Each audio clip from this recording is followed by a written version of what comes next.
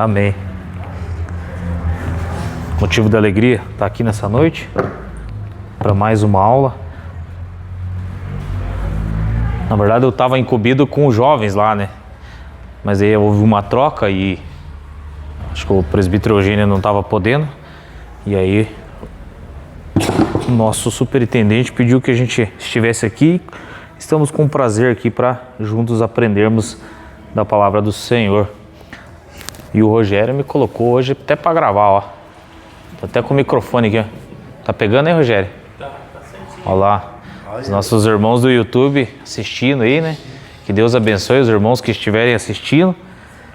E amém. Qualquer coisa vocês podem vir reclamar com o Alceu aqui se a aula não ficar boa. Aquele que me colocou para ministrar aqui. Mas é brincadeira, só pra gente descontrair. Estão me ouvindo? Tá me ouvindo lá atrás? Tudo certinho? Estão me ouvindo? Amém. Amém? Pastor Wagner, tá me ouvindo? Amém. Amém. Então tá, vamos falar hoje um pouco sobre a intercessão de Jesus pelos discípulos. Lição de número 11, é isso mesmo? Estamos acompanhando junto aí? Lição de número 11. Intercessão e oração é a mesma coisa? Não precisa responder todo mundo junto assim. Isso. Oração e intercessão são sinônimos, são antônimos, são parecidos, paradoxos, diferentes? Alguém tem algo a opinar? Se eu falar assim, irmã Ana Rosa, ore por mim, irmã Ana Rosa. É diferente de eu dizer, irmã Ana Rosa, interceda por mim. É diferente? Mesma coisa? Diga, irmã. Eu acho que é diferente. Diferente? Em que sentido a irmã acha que seja diferente? Orar, é você buscar mais pela pessoa ou você... Buscar mais? Quero mais opiniões. Pode falar, gente. Interceder pela pessoa, orar pela pessoa, buscar pela pessoa, insistir pela pessoa. Eu acho que é isso. Legal. Mais opiniões? Eu não gosto que a aula seja só eu falando aqui, senão vocês vão ter sono daí. Daqui a pouco vocês dormem. Diga aí, pastor Wagner. Alguma opinião? A oração é quando eu oro para mim. E a intercessão é quando eu intercedo pelos outros. Olha lá, que legal. Vocês ouviram o que o pastor Wagner falou? Oração quando eu oro para mim. Intercessão quando eu oro pelo outro. Mais alguma opinião? Tá dentro? Quase a mesma coisa? Aí, tá dentro. Estamos chegando num denominador comum aqui, né? Dentro do contexto. Então vamos lá. A oração e a intercessão, ela se difere justamente nisso. A oração, nós podemos orar por mim, nós até podemos orar pelo outro. Mas a intercessão, aí ela entra no mais profundo. Ela entra no você se colocar no lugar do outro. Você sentir a dor do outro de forma que você se coloca sentindo o peso daquilo que você está pedindo. Então se eu disser assim, irmãos, intercedam por mim, porque eu estou passando por uma luta muito grande na minha saúde. Eu estou com muita dor na minha coluna e você vai se colocar no meu lugar, sentindo a minha dor e pedindo para que Deus entre com misericórdia pela minha vida. Então você está se colocando no meu lugar. Qual é o exemplo disso? Vamos deixar mais prático isso. O próprio Cristo, ele intercedeu por todos nós pecadores. E lá na cruz, ele se colocou no nosso lugar como pecador. Então ele intercedeu por nós. Lá era o lugar da gente estar e ele fez o quê? Se colocou em nosso lugar. Junto ao Pai, ele intercedeu por nós. Tá vendo como é muito mais profundo? A intercessão, a oração, ela é algo bom, é algo importante, sim.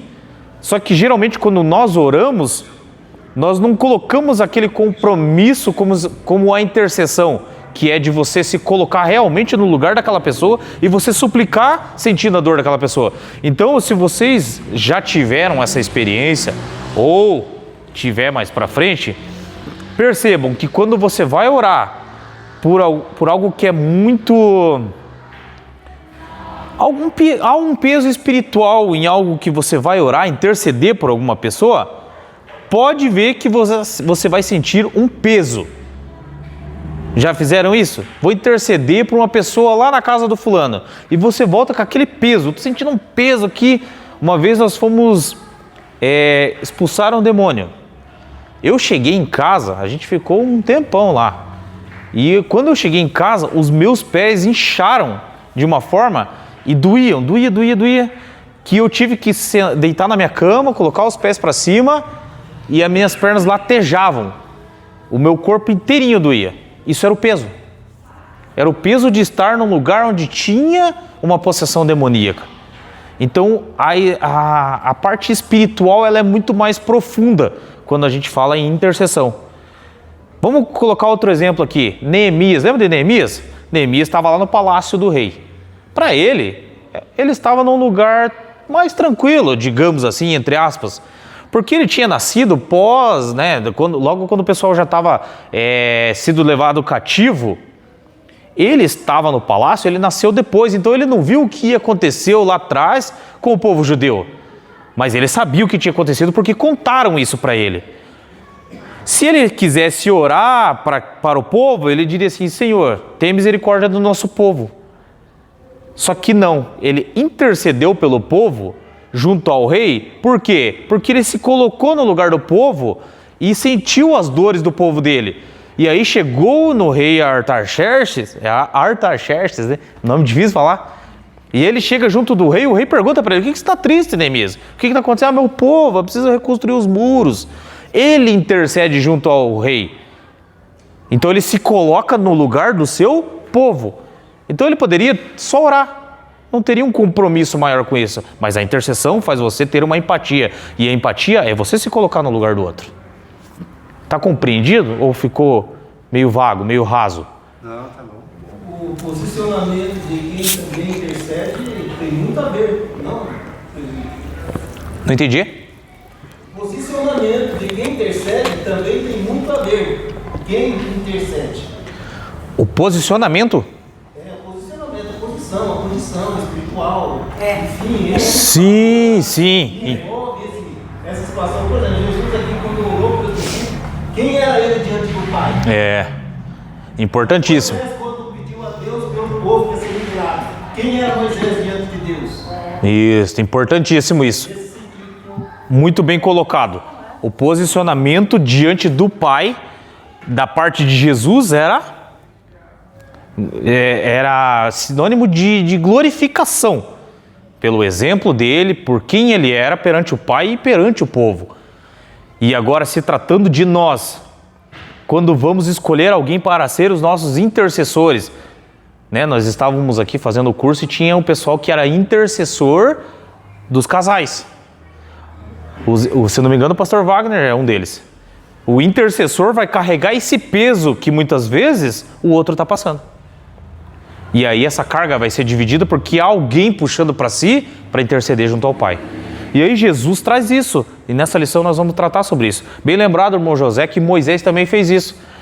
Deus falou assim, não, vamos aniquilar com esse povo, a gente começa com outro povo, vai ser muito mais forte, vou te dar um outro povo e vão conquistar a terra prometida e tudo beleza. E o que ele vai lá e faz? Não, meu Deus. Tiraram lá do Egito, andamos por esse deserto aqui, o que vão falar que se esse povo tudo morrer aqui? Não pode levar eles para a terra prometida e agora vão matar ele no deserto? E aí ele intercede junto ao Pai por um povo que nem merecia. Ele traz para si algo que era no lugar do outro. Abraão intercedendo também por Ló em Sodoma e Gomorra, né? Exatamente. O Senhor diz, olha, eu vou destruir, né? Mas Senhor, e se tiver 100? E vai intercedendo, eu não destruirei. Se tiver 50, eu não destruirei. Se tiver 20, né? 10, né? E nem 10 tinha. Ele intercedeu e ele conseguiu, né? Salvar o sobrinho. Exatamente. Abraão também é um outro exemplo. Então, sempre que vocês lembrarem de intercessão, lembre-se disso. É você comprar essa briga para você interceder junto ao Pai. por aquilo que uma outra pessoa está passando. É uma empatia. No hebraico tem um significado de pleitear. É você trazer para si essa dor, algo que outra pessoa está passando, para você interceder. E aí, o nosso texto áureo hoje, ele está lá em João, Evangelho segundo escreveu João, 17:3. E a vida eterna é esta, que conheçam a Ti, só por único Deus verdadeiro, e a Jesus Cristo a quem enviaste. A vida eterna começa quando? Quando morrermos? Quando aceita Jesus como Salvador. Quando aceita Jesus como Salvador. Poderíamos dizer que antes de Cristo, talvez, né? Mas após Cristo, a nossa vida eterna já começa aqui. Mas essa vida cheia de aflições, com esse corpo aqui que é mortal, que será mortificado, ainda assim, vivemos a vida eterna com Cristo. Aqui é um gostinho de você viver aquilo que você vai viver para sempre na eternidade com Cristo. Mas a vida eterna começa aqui. Então, a partir do momento que você aceita Cristo, você começa a viver a vida eterna. E como é que se vive essa vida eterna? É uma vida de caminhada com Cristo. Embora com esses problemas, embora com aflições, enfermidades, perdas, angústias, enfim, todos os problemas, as aflições do mundo.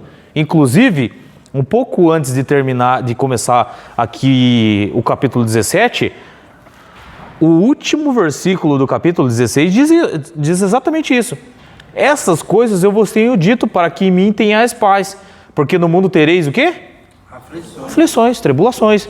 Mas tende de bom ânimo, porque eu venci o mundo. Vamos viver uma vida eterna com Cristo aqui, mas com aflições. Agora, quando partirmos dessa para a eternidade, a vida eterna continua, só que aí sem aflições, sem tribulações. Então a vida eterna começa aqui. E João, ele foi quem relatou isso. Teve um tempo que João teve para escrever essa oração de Jesus. Mas olha que legal, como essa oração foi tão significativa que João ficou com ela cravada na memória e ele detalhou o que Cristo falou. Ele declarou como Cristo orou. Ele orou por si, orou por seus discípulos e orou por nós. Mas por nós quem? Por mim. O André, o Rogério, a irmã Andréia, orou por nós. E só João registrou essa oração. João é diferente, né? João, na verdade, ele teve uma experiência empírica, né? O que é a experiência empírica? É uma experiência vivida. É diferente de ser uma experiência que é apenas em dados. Como que funciona isso? Alguém toma água com gás, hein? Sim? Alguém não toma? Nunca tomou? Alguém, então o pastor Ari, não toma água com gás.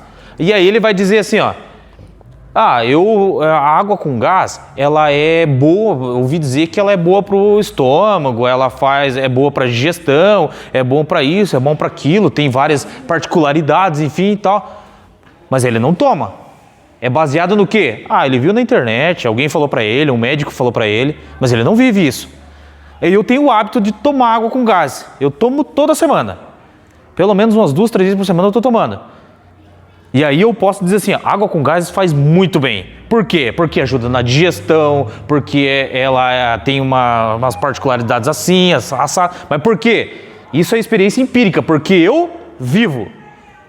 O pastor ali pode até falar que ela é boa, mas ele não vive. Aí João viveu isso. Ele viveu com Cristo. Ele pode falar realmente o que Cristo estava fazendo ali, o que ele estava dizendo e quais as experiências que ele viveu ao lado de Cristo. Isso é uma experiência empírica. Alguém pode até relatar o que Jesus fez de longe. Paulo, por exemplo, ele não pôde viver junto com Cristo. Ele apenas relatou aquilo que ele aprendeu, ouviu. Então João tem o privilégio de expressar aqui essa experiência empírica, uma experiência vivida. Então vamos ler a introdução para a gente já iniciar a aula, que o tempo não espera a gente. Quem pode ler para mim? Na presente lição, iremos explorar João 17.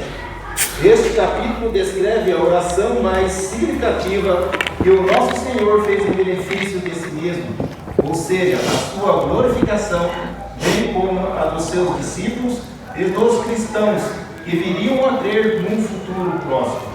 A oração sacerdotal de Jesus é uma importante lição sobre a unidade do povo de Deus no seu reino e o propósito de promover o Evangelho de Jesus no mundo. Maravilha. Esse capítulo todo aqui, ele vai descrever essa oração de Jesus num tom de despedida. Por que despedida? A partir dali, o próprio presbítero Alceu aqui, ele já expressou um contexto anterior do que aconteceu. Jesus lavou os pés dos discípulos, teve a ceia, ele foi até o Monte das Oliveiras, e ali vem uma sequência de fatos. E aí, nessa parte de João 17, ele vai fazer essa oração num tom de despedida, ou seja, dali em diante, ele iria morrer. A partir desse cenário ali para frente, ele já seria traído, ele seria preso, torturado e morto. Então essa oração era uma oração, digamos que um grande finale antes de ele ir para a cruz. Ali ele estava relatando que a partir dali ele seria morto e que ele se separaria de corpo, né? Não se separaria de forma espiritual, mas de corpo, de forma física, ele iria se separar dos discípulos. E era muito comum na antiguidade eles fazerem isso. E ali, ele fez uma oração sacerdotal. Qual que era o papel do sacerdote? Não era intermediar o povo a Deus? Então ali ele estava fazendo uma oração sacerdotal. Além de ele estar orando para si, ele estava orando pelos seus discípulos. Então ele estava fazendo essa ponte como sacerdote. Mas um detalhe, que além de sacerdote, ele também estava como vítima. Porque ele seria a próxima vítima ali. A próxima não, ele seria a vítima ali. Porque era ele quem seria morto e torturado. Então ele não estava fazendo uma oração intercedendo por outro, mas sim para si. Além de ser por seus discípulos, ele também estava intercedendo por si, porque ele era a vítima, o sacrifício de quem seria oferecido. E aí, o tópico 1 vai falar para nós sobre a oração de Jesus e a sua glorificação. Quem lê para mim o subtópico 1, a oração de Jesus?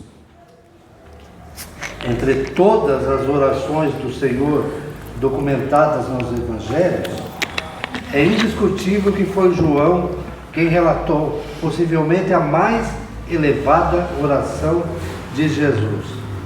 No início de João 17 está escrito: Jesus falou estas coisas. Esta frase remete ao discurso do Senhor sobre a vinda do Espírito como Consolador, conforme estudamos anteriormente em João 16, 13. Certamente, o local onde o Senhor se encontrava era o mesmo em que partilhou a última ceia com os seus discípulos. Em relação à oração de Jesus no capítulo 17, os estudiosos costumam se referir a ela como a oração intercessória, a oração sacerdotal de Jesus, ou a oração da consagração. Nosso Senhor apresentou essa oração em pelo menos 3 partes. Ele orou por si mesmo, intercedeu pelos seus discípulos e também fez uma oração pela igreja futura. Você viu que alguns dos estudiosos falam que é uma oração intercessória, e aí entra a base do que a gente deu como introdução aqui, sobre o que é intercessão. E aí, vamos levando mais para frente sobre o que alguns estudiosos expressaram sobre essa oração de Jesus. Eles deram uma estruturada nessa oração de Jesus e eu peguei aqui como base como subsídio aqui da nossa lição, que eles dividiram e estruturaram ela em 3 partes principais. A primeira parte que ele vai estruturar é que Jesus ora por si mesmo. Vamos colocar um tema aqui, seria um tema da glorificação mútua entre o Pai e o Filho. Então lá no versículo 1 ele diz assim, ó: Pai, é chegada a hora. Que hora é essa? Era a hora da sua traição, a hora que ele seria traído, a hora que ele seria torturado, a hora que ele seria morto, mas seria a hora do sacrifício, o sacrifício da redenção. E aí ele começa fazendo essa introdução. Geralmente quando começamos a orar, a gente não faz uma introdução? Senhor, nosso Deus e nosso Pai, Criador dos céus e da terra. Geralmente todos nós fazemos isso. Pai amado, aqui estou diante da tua presença. É uma introdução. E aí ele está dizendo aqui, ó, Pai, é chegada a hora. Ele introduziu.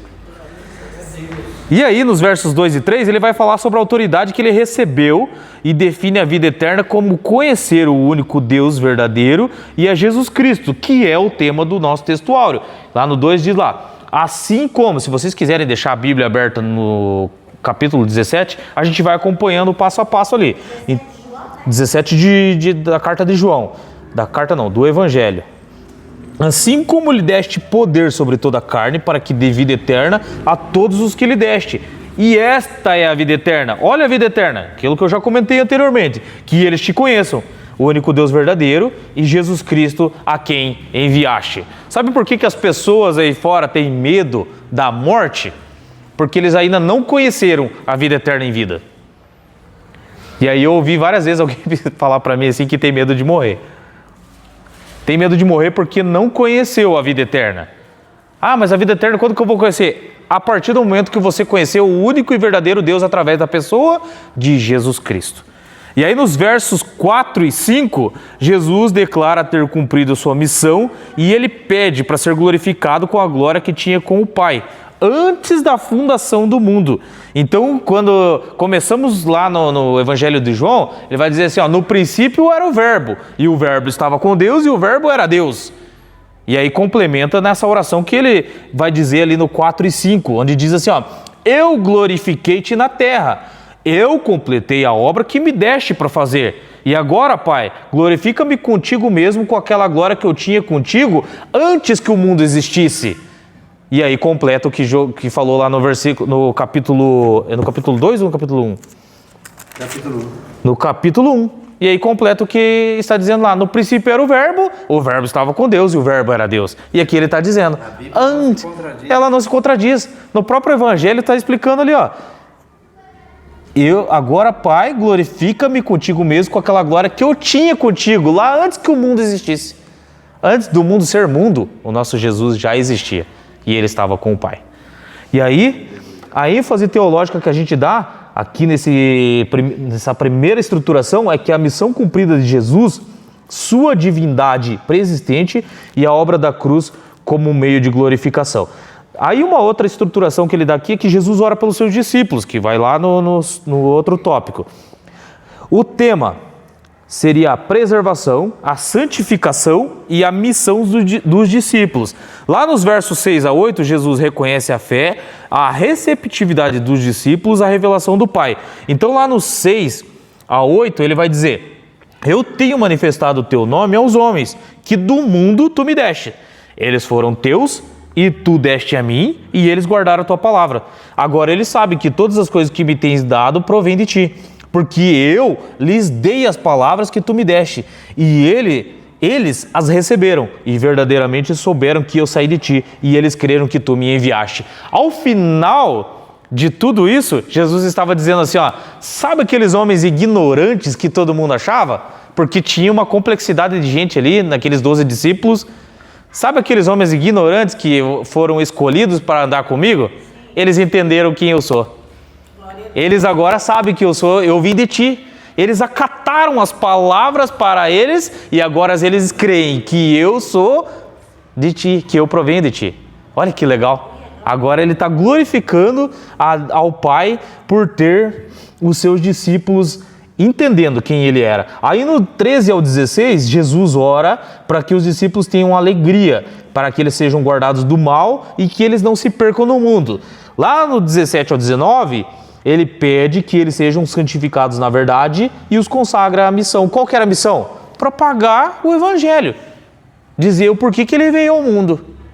E aí ele está orando em favor dos discípulos nessa estruturação, nessa parte da estruturação. Na ênfase teológica, a identidade distinta dos discípulos no mundo, a proteção divina e o papel central da palavra na santificação. E aí na terceira estruturação dessa lição, Jesus ora por todos os crentes.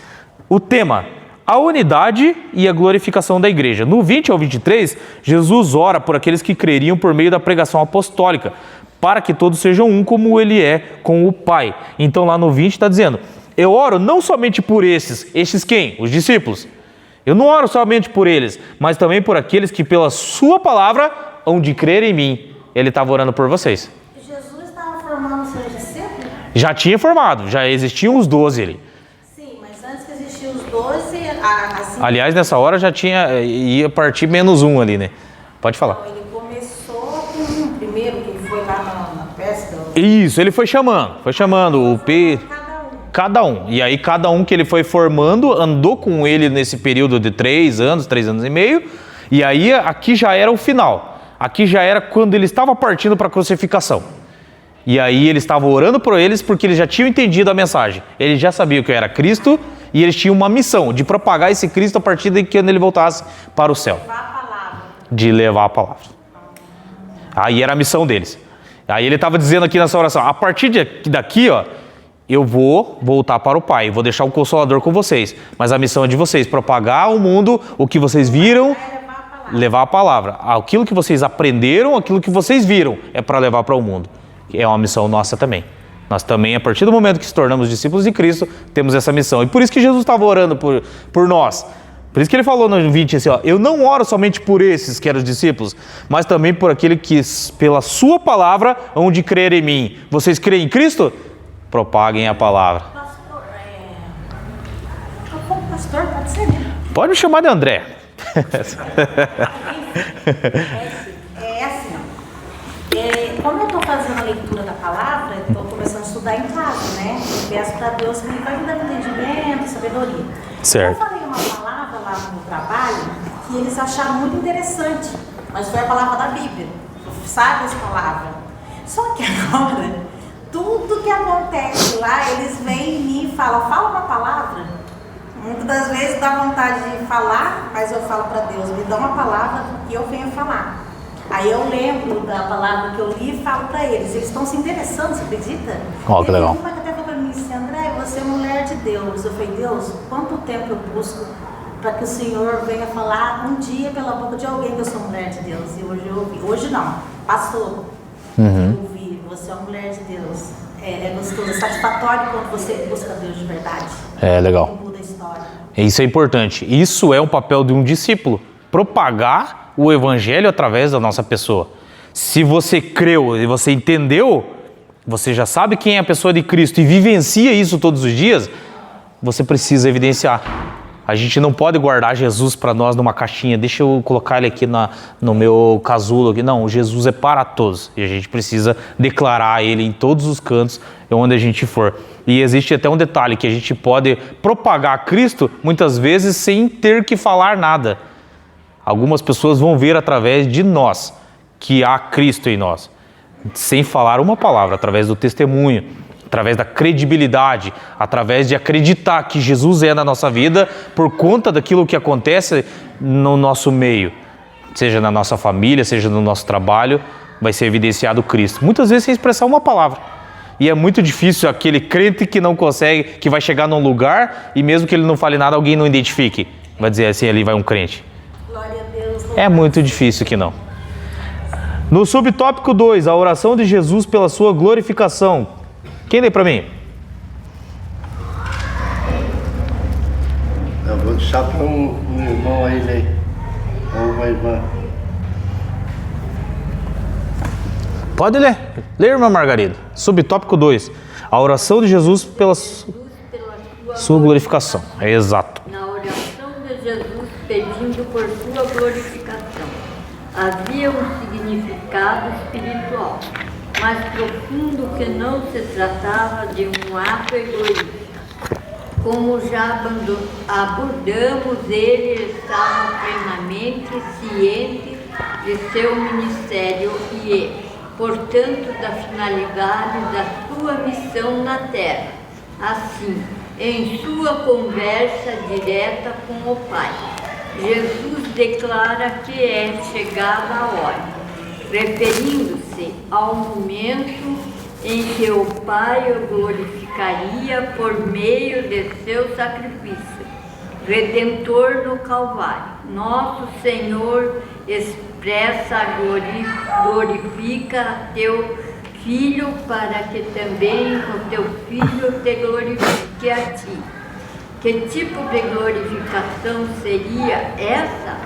Mediante a sua morte, o mundo o conheceria e a vida eterna seria oferecida a todos que o aceitassem como Salvador de suas vidas.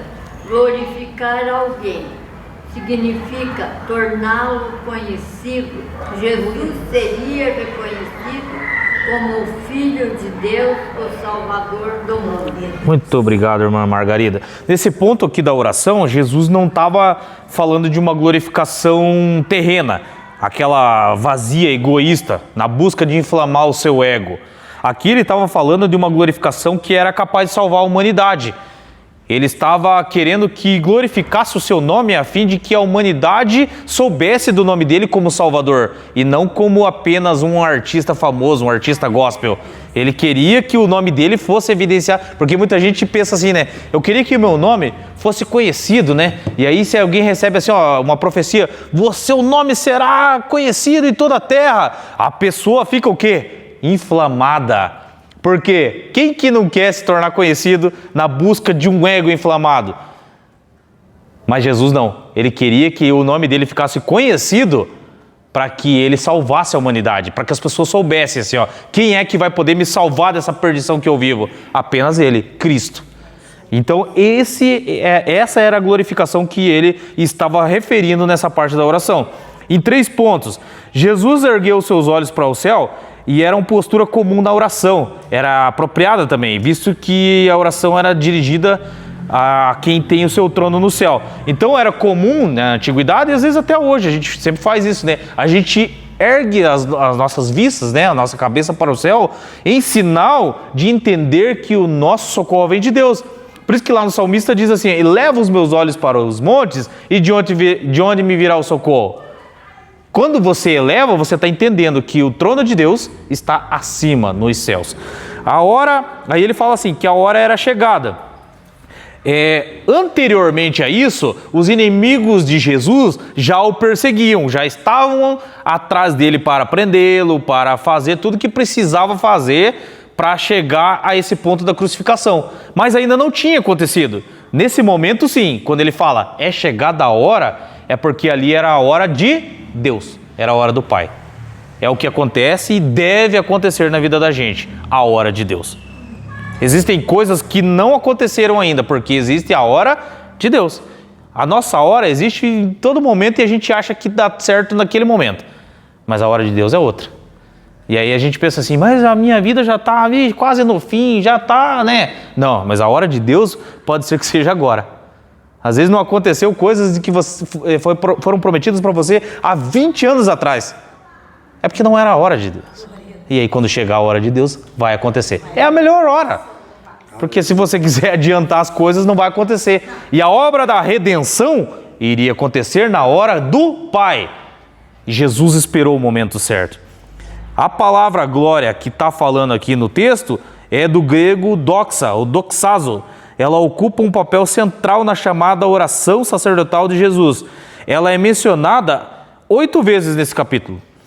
E aí a gente pode ver aqui como uma glória eterna e pré-encarnada, que está em João 17,5.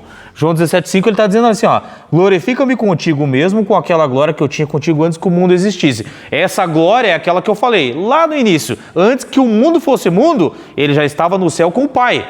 E ele tinha uma glória, ele era glorificado lá. Aí tem uma glória manifesta na obediência, que está no versículo 4. No versículo 4 ele diz assim, eu glorifiquei-te na terra e completei a obra que me deste para fazer. Aqui ele está dizendo aqui, Pai, eu te obedeci. Eu cumpri aquilo que o Senhor me colocou para fazer. O próprio Jesus obedeceu ao Pai. Tem gente aqui na terra que não quer obedecer a Deus. O próprio Jesus, o próprio Cristo deixou essa lição para nós. Obedecer ao Pai. E essa glória expressada nesse versículo aqui é aquela glória da obediência. É quando você é reconhecido pela obediência. Eu acho que todos vocês, ou a maioria aqui, tem filhos. E quando um filho obedece, você não fica todo faceira? Eu, particularmente, quando a minha filha me obedece, que eu peço para ela fazer alguma coisa, de repente, quando eu vejo que ela me obedeceu e ela fez aquilo, cumpriu aquilo que eu pedi, ou às vezes até falo assim, hoje eu não quero ver você correndo lá no pátio da igreja. porque pode se machucar e tá frio, de repente ela chega e fala assim, quando termina o culto que a gente chega em casa, ela fala assim, papai, você viu que eu te obedeci? Eu não fiquei correndo lá fora. E sabe o que eu faço? Eu glorifico a ela, mas não a glória de colocar como um ídolo. Eu glorifico a ela na forma de honra. Não é o pai, eu sou só o instrumento. Não é tipo assim, como eu posso supor essa situação, não é como fala todo mundo ali, né? Puxando o saco, não é isso. Mas é ser um bom professor. E um bom professor forma os alunos, não é? Igual Jesus formou os discípulos, estava ensinando. Eu digo que eu sou um aluno também, eu aprendo da mesma forma que eu aprendo com vocês, a gente compartilha, eu gosto de dizer que eu compartilho conhecimento. Obrigado pelas palavras, eu fico lisonjeado e gosto que vocês participem justamente por isso. Às vezes alguém tem uma opinião ali que vai agregar no meu conteúdo aqui, no conteúdo que eu preparei, não é no meu, né? No conteúdo que eu preparei, porque isso agrega para nós. Eu levo tanta coisa aqui da escola bíblica, né, Rogério? Quanta coisa eu levo. Eu levo uma bagagem enorme da escola bíblica. Eu diria que é a melhor escola teológica da igreja. Oxalá se todos pudessem estar aqui. Isso aqui é um rio, um mar de conhecimento. Hã? Nos bancos. Domingo mesmo o pastor falou que estava pregando, que estava sentindo uma glória muito maravilhosa desta igreja. Ele falou? Ó, que legal. Sabe por que geralmente surge isso no meio da igreja? É onde há unidade. Se houver unidade dentro da igreja, se não tem irmão com picuinha aqui, picuinha ali, ou soberba por poder, ou algo desse tipo, o estrelismo, o Senhor opera. E aí é onde que esse versículo está falando aqui, ó. Porque eu desejo que onde eu estou, estejam comigo também. E para aqueles que têm visitado, para que vejam a minha glória. Então essa glória é para nós. Se você estiver sentindo a glória de Deus no meio da igreja, é porque o Senhor está operando na unidade. E aí se você está vendo que a glória de Deus não é manifesta dentro da igreja, tem espírito de divisão. O que é visão? Oi? O que é visão? Divisão. Dividir. Um para um lado, outro para o outro, um é de A, outro é de B, o outro faz picuinha aqui, o outro bate ali. É divisão. Aí o Senhor não opera. A unidade que Jesus mencionou e que as doutrinas de Paulo também falam sobre a unidade, né? Quando é um só corpo mesmo e uma só cabeça que é Cristo, a glória se manifesta. A glória se manifesta. Vocês já viram? Todo mundo tem as mãos aqui, né? A mão de vocês fica dando tapa na cara de vocês? Não. Nós não somos um só corpo? A minha mão só se for um mosquito para tirar. E olha. Que às vezes se tiver no rosto aqui, você vai fazer assim, né? Às vezes no braço você ainda faz, né? Mas por que é que nós, como corpo da igreja, nós agredimos umas as partes dos outros? Porque um vai ser a mão, o outro vai ser o braço, o outro vai ser, né, a parte do corpo, as pernas. E ninguém fica batendo no seu próprio corpo. E aí a gente não olha que o corpo de Cristo deve ser uma unidade. Ele não deve ficar torturando um ao outro. Imagine você beliscando você mesmo. Para que isso? E aí o corpo de Cristo muitas vezes faz isso. Um belisca o outro, fica ali torturando o outro. Isso não é unidade. Vamos para frente? A mesma glória com o Pai. Tópico 3, subtópico 3. No versículo 5 está escrito: e agora glorifica-me tu, ó Pai, junto de ti mesmo, com aquela glória que tinha antes que o mundo existisse. Essa referência à glória se relaciona à divindade do nosso Senhor como verbo divino antes da sua encarnação. Aqui é o que eu comentei lá no início, que fala sobre João 1 lá. O teólogo William MacDonald, ele diz: antes de Cristo vir ao mundo, ele habitou no céu com o Pai.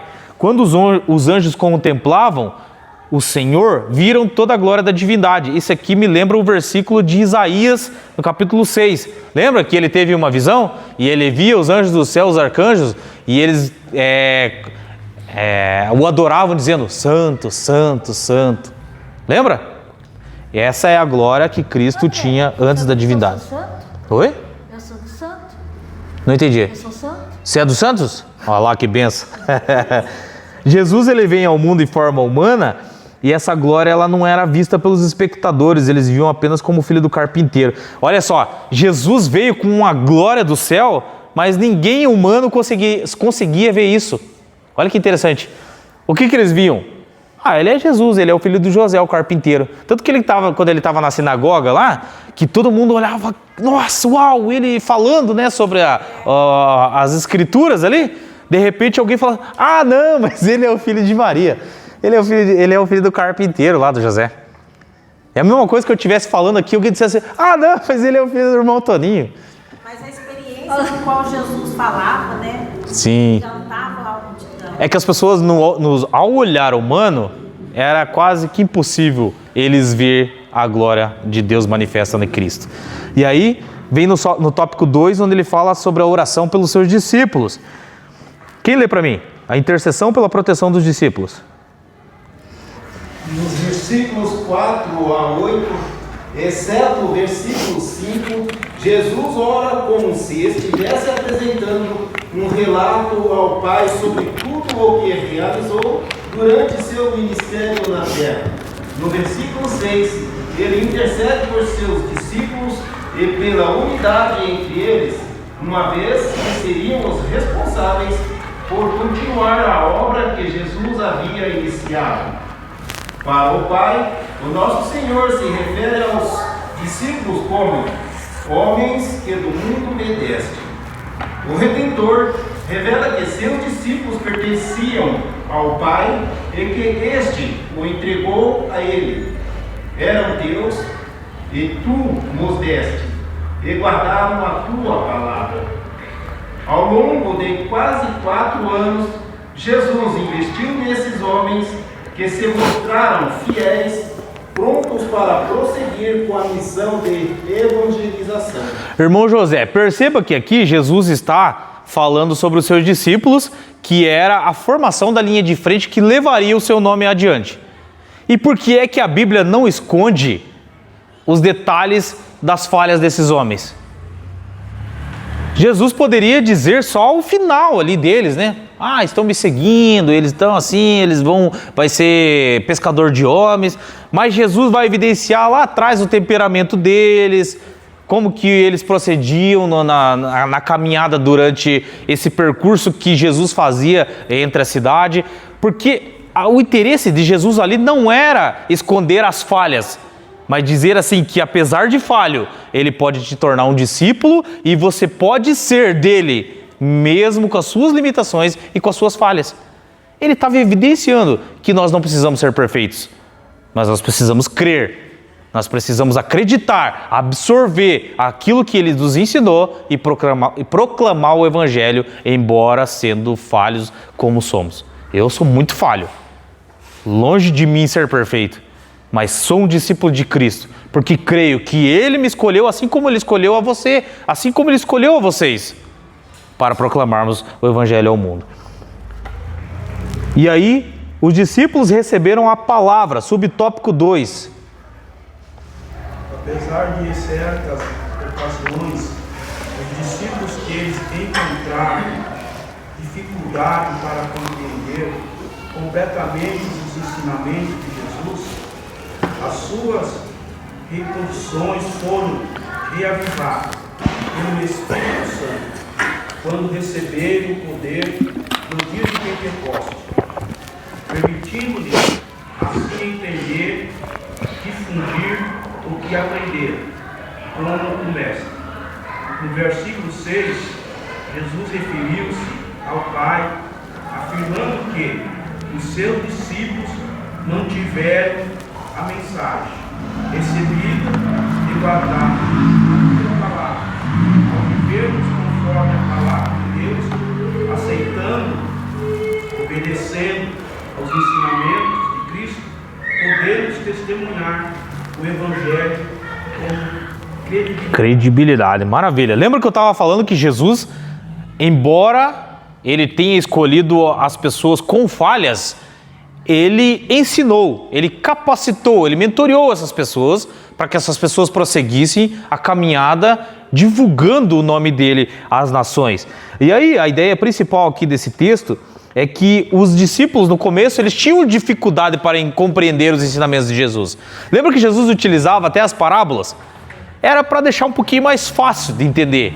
Porque às vezes na limitação humana a gente não entende muitas vezes aquilo que alguém quer expressar para a gente, principalmente quando fala muito mais difícil que nós. E aí Jesus, Jesus, ele tinha os ensinamentos bem complexos. E aí não era muito fácil para que eles entendessem, eram homens semi-analfabetos, era mais difícil de compreender. Mas a ideia é de que eles precisavam compreender a palavra e eles seriam capacitados com o auxílio do Espírito Santo. Então assim, guardar a palavra é entendido como você acolher. Aí você precisa obedecer para testemunhar os ensinamentos de Cristo, e que isso resulta em um testemunho cristão, fiel ao Evangelho. Então acontece assim, ó, você ouve a palavra, acontece uma ação divina que te faz compreender. A ação divina é através do Espírito Santo. Por isso que a gente tem que pedir o entendimento ao Espírito Santo, porque senão às vezes você fica ouvindo aqui e é só teoria. Peça auxílio do Espírito Santo. A resposta humana depois disso é o quê? Você guarda a palavra, pratica, obedece. Depois disso, você tem uma missão, que é testemunhar. Quando você tem a palavra guardada no teu coração e na tua vida, você começa a testemunhar com credibilidade. O que é credibilidade? É quando alguém vê resultado na tua vida. Imagina eu falar para vocês assim, gente, vou ensinar vocês aqui como ficar rico. Vocês vão olhar para mim e falar assim, mas como? Nem ele não é rico? Isso não passa o quê? Credibilidade. Então alguém cheio do Espírito Santo só vai evidenciar isso para os outros se alguém vê você vivendo isso. Aí você tem credibilidade. Sobre o tópico 3, protegidos do mundo. Vamos correr, que as crianças já desceram. O versículo 14 afirma, deles a tua palavra e o mundo os odiou, porque não são do mundo, assim como eu não sou do mundo. É importante prestar atenção ao termo mundo. Pode se referir ao universo criado ou à humanidade. No entanto, aqui Jesus se refere ao sistema espiritual governado por Satanás. O apóstolo Paulo descreve esse mundo como um governo espiritual maligno. Por conseguinte, nosso Senhor deseja que o Pai guarde seus discípulos do sistema mundano incompatível com o Evangelho, sob a influência do príncipe deste mundo. Vamos lá. Lembra que antigamente, quem é bem das antigas, como eu aqui, vai lembrar que os nossos pais, os nossos antepassados falavam assim, ó, não vai jogar bola porque é coisa do mundo, não veste isso aí que é coisa do mundo. E a gente ficou com essa ideia do mundo como algo, por exemplo, de roupa, de atividades esportivas, enfim. A gente criou-se essa ideia em cima dessas coisas. E o que é mundo? Trazendo para esse significado, esse contexto bíblico aqui. O bíblico o mundo é um sistema. É um sistema mundano que ele opera, por exemplo, lembra que nós não podia ter televisão? Ah, a televisão é coisa do mundo. Mas a televisão, ela é coisa do mundo? Ela é coisa do mundo como humanidade. Agora, quando a gente fala que é coisa do mundo, é o sistema que opera por trás dela, com as suas operações, os seus programas, os seus aquilo que eles evidenciam na mídia. Hoje, né, a televisão ficou muito fichinha perto disso aqui. O que opera por trás disso aqui é um sistema mundano, é uma cosmovisão. Hoje tem até telão dentro da igreja, né? Antigamente. Não podia ter televisão em casa e a gente hoje tem na igreja. Então não é o objeto que é coisa do mundo, é o sistema que opera. E aí como que a gente deve fazer? A gente deve ir contramão disso. A televisão pode até não ser do mundo, mas se eu ligar naquele programinha lá, aí você está trazendo o mundo para dentro da sua casa. E aí tem gente que fala assim, tinha que tirar esses negócios da TV, mas eu tiro. Lá em casa eu tenho um negócio chamado controle remoto. Ah, mas esse negócio do celular, o celular está acabando. Não, mas é que eu tenho um dedo aqui, ó, que eu posso ou clicar ou não. Você aceita o mundo ou não? Porque é um sistema. Isso é um sistema. Então a gente era apegado em algumas coisas que não eram assim tão profundas para a gente entender na época. E quando Jesus fala assim, ó, deles a tua palavra e a consequência imediata é o mundo os odiou. Se você tem a palavra de Deus no seu coração, pode crer que o mundo vai odiar. Lá na escola de pregadores, eu ouvi um pastor falando bem assim, que a igreja, ela vai ter bastante resultado naquilo que ela faz quando ela for a escória do mundo. Ou seja, o lixo do mundo. Por quê? Porque a palavra precisa confrontar. A palavra ela precisa fazer mudar de postura. E quando a palavra chega e muda a pessoa, o mundo começa a odiar. E aí a igreja muitas vezes está sendo amadinha pelo mundo. Por quê? Porque muitas vezes as igrejas se adaptam ao mundo. Porque daí não tem palavra. E no momento que aqui diz assim, ó, deles a tua palavra, e o mundo odiou. Ele não falou assim, ó, dei a palavra para os discípulos e agora eles são amados por todo mundo. Todo mundo ama eles são queridinho da galera. Não é. O mundo vai odiar. E aí ele ora para que os discípulos sejam protegidos do mundo, desse sistema. E aí no tópico 3 ele fala sobre a oração de Jesus pelos que viriam a crer, que é a unidade da igreja. Nós já falamos sobre isso. Jesus orou por nós há mais de 2000 anos atrás. Olha que legal. Eu estava na oração de Jesus lá há 2000 anos atrás, quando ele orou dizendo que ele gostaria que o exemplo dele fosse seguido como unidade na igreja. E voltando ao que nós falamos, a gente precisa ter unidade na igreja para ver a glória do Senhor sendo manifesta. A unidade da igreja refere-se a uma condição... perdi aqui. Em que os membros da comunidade estão unidos em harmonia, reconhecendo como único corpo com Cristo como cabeça. Aí o propósito da unidade é... Propósito da unidade... Puxa, eu não vou falar aqui, senão a gente vai ficar muito tempo aqui. E aí, oração por encorajamento à unidade. Lá nos versículos 21 e 22, ele enfatiza a continuidade de uma ordenança sobre a unidade da igreja como testemunho de credibilidade para os povos. Se a gente não evidenciar a unidade na igreja como um amor uns aos outros, como o amor de Cristo, nós não vamos conseguir pregar para os outros. Não vamos ter credibilidade, não vamos ser acreditados. Porque se nós não conseguimos viver isso na nossa comunidade de fé, no nosso corpo aqui, corpo de Cristo, é o que eu falei, ninguém fica dando tapa todo dia na cara. Mas às vezes o corpo de Cristo, a igreja, fica fazendo isso, agredindo a outra parte. E enquanto não pararmos com isso, não teremos credibilidade para pregar lá fora. E o evangelho tem sido difamado nos últimos tempos, vergonhoso em alguns lugares. E às vezes a gente vai dizer que é de uma comunidade de fé, de um cristianismo, e a gente recebe uma bomba, porque está sendo evidenciado vergonhas alheias por aí. E a conclusão vai dizer que, você me deu até 9:10 e eu já passei 3. Mas agora eu estou encerrando. É extraordinário perceber que a oração sacerdotal de Jesus Cristo continua a ressoar nos dias atuais. O que é o ressoar? Eu estou aqui hoje soando a minha voz para vocês. Mas se vocês replicarem isso que vocês aprenderam amanhã para outro, vocês estão ressoando.